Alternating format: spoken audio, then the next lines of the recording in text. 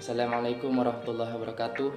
Perkenalkan, nama saya Muhammad Alif Mahmudin dengan NIM 1602-2011 dari kelas DP4401B. Video ini saya buat untuk memenuhi tugas UAS dari mata kuliah Teknik Presentasi. Di sini saya akan membahas tentang mekanika sederhana saya pada mata kuliah Desain Produk 2, yaitu tentang sepatu self-lacing. 5W plus 1H. Yang pertama itu what, atau apa sih sepatu self-lacing itu? Yaitu sepatu ini tidak menggunakan tali, melainkan menggunakan teknologi pengunci otomatis. Yang kedua, where, di mana? Di mana sih sepatu ini akan digunakan? Sepatu ini digunakan atau dipakai saat bepergian kemana saja, dan juga berolahraga seperti jogging atau bermain basket, kecuali traveling atau yang bernuansa alam.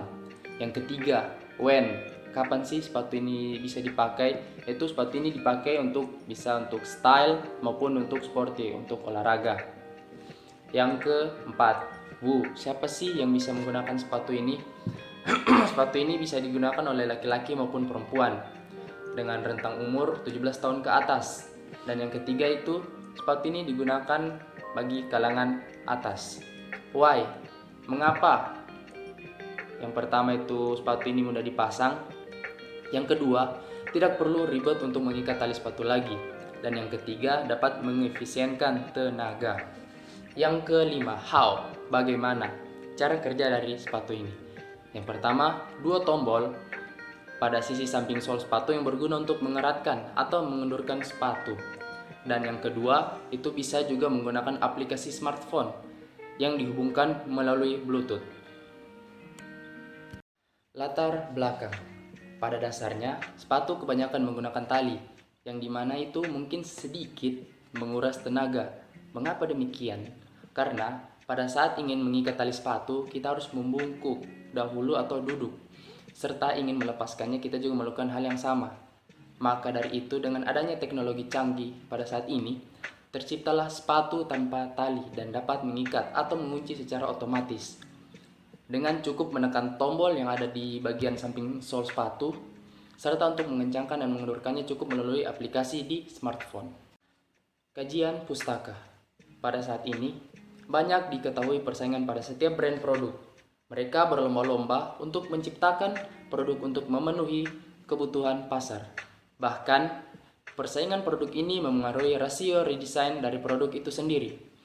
Beberapa brand mengeluarkan produk barunya, bahkan dengan rentang waktu kurang dari setahun sejak produk sebelumnya diluncurkan.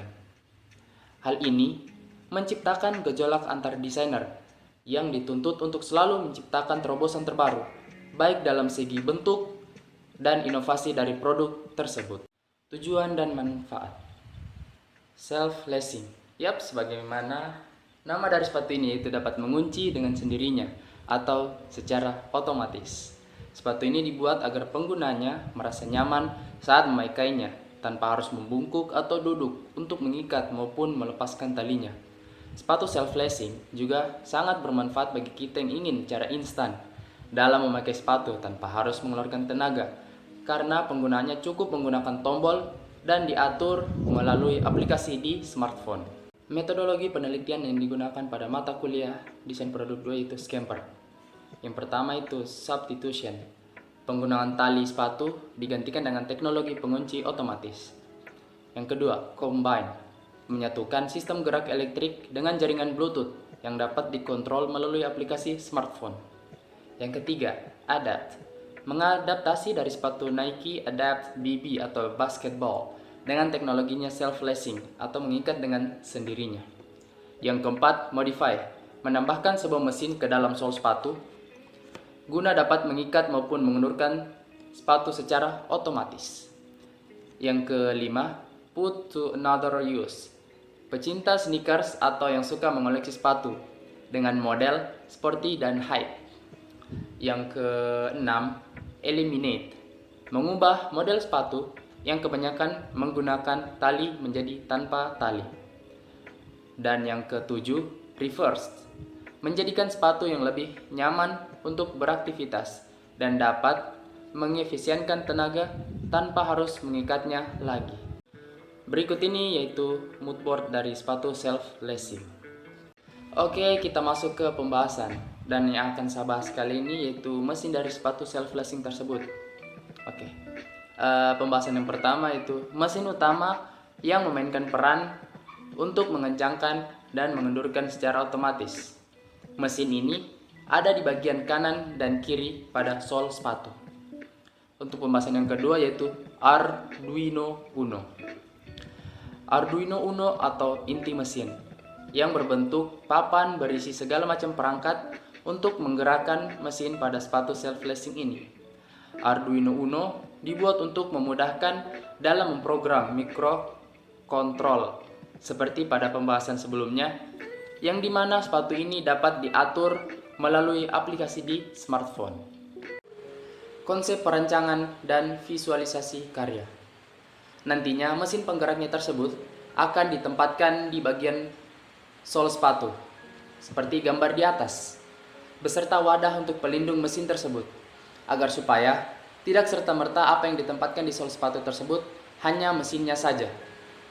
Dengan adanya wadah pelindung tersebut, maka mesin yang berada di sol sepatu aman dan kokoh terhadap guncangan dan benturan yang ekstrim yang disebabkan oleh pergerakan dari kaki.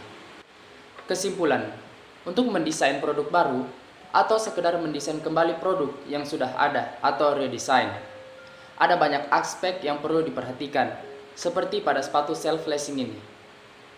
Salah satunya kenyamanan penggunanya harus sangat diperhatikan, apalagi sepatu ini dikhususkan untuk orang yang aktif bergerak dalam hal olahraga, jogging, maupun basket.